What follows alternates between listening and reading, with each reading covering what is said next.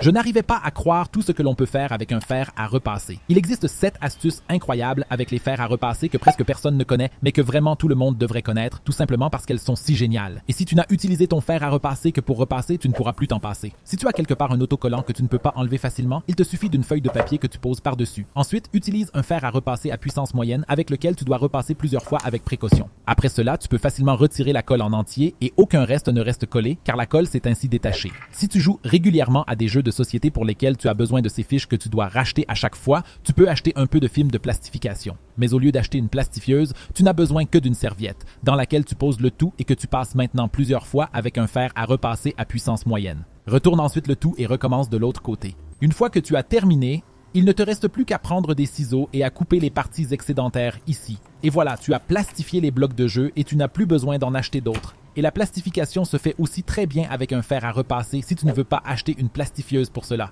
Si tu as des meubles lourds sur un tapis, tu connais aussi ce problème, à savoir que tu as des marques qui ne partent pas facilement. Mais tout ce dont tu as besoin pour cela, c'est d'une serviette que tu poses par-dessus et d'un fer à repasser avec lequel tu fais des allers-retours à la vitesse maximale pendant quelques minutes. Ensuite, tu peux retirer le fer à repasser et tu dois maintenant frotter plusieurs fois les endroits avec un objet dur, ou par exemple avec la paume de ta main. Ainsi, les fibres du tapis se redresseront et l'empreinte ne sera plus visible. Savais-tu d'ailleurs que tu ne devrais jamais repasser un col de cette manière, mais toujours l'insérer à l'avant entre ses pointes et le repasser ensuite? C'est beaucoup plus facile et le résultat est encore meilleur, comme tu peux le voir ici. Pour l'astuce suivante, tu as besoin d'un fer à repasser et de papier toilette. En outre, tu as besoin d'un emballage que tu as ouvert. Il devrait s'agir d'un emballage en plastique, par exemple de bonbons, de pâtes ou d'autres choses. Car si tu n'as pas la possibilité de le refermer sans qu'il ne s'ouvre à nouveau, tu as besoin de papier hygiénique que tu poses sur ta table. Et maintenant, tu devrais poser l'emballage ici au milieu. L'autre moitié du papier toilette, c'est-à-dire celle qui est encore libre, doit être rabattue vers le bas. Couvre également ce sac de manière à ce que l'ouverture du sac soit enveloppée de papier toilette.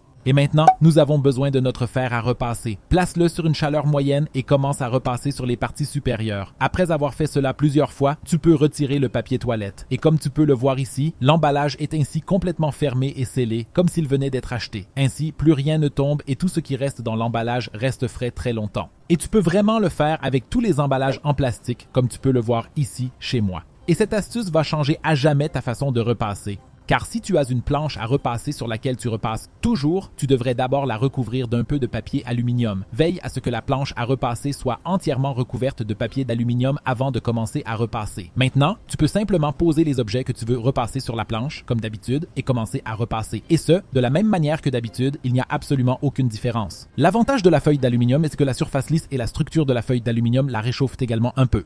Ainsi, tu peux repasser ta chemise, tes vêtements ou tes serviettes des deux côtés en même temps. Tu n'as donc plus besoin de la retourner, car elle est maintenant également repassée de l'autre côté. Tu peux ainsi économiser toute une étape de travail et repasser en 2 fois moins de temps. Mais sais-tu aussi comment nettoyer parfaitement un fer à repasser? Car pour cela aussi, il existe une astuce vraiment géniale. Et tout ce dont tu as besoin pour cela, c'est d'une pâte à laver la vaisselle. Pour cela, allume ton fer à repasser et attends qu'il soit un peu chaud. Maintenant, il te suffit de prendre cette pastille et de commencer à la frotter sur le fer à repasser comme tu peux le voir ici. Et comme tu peux le voir ici, toute la saleté est directement enlevée. Mais ce n'est que la moitié de l'astuce. Maintenant que tu as frotté partout et que, comme tu peux le voir dans mon cas, la plupart des saletés ont déjà été enlevées, tu dois passer un coup de chiffon. Mais attention, le fer à repasser est encore chaud.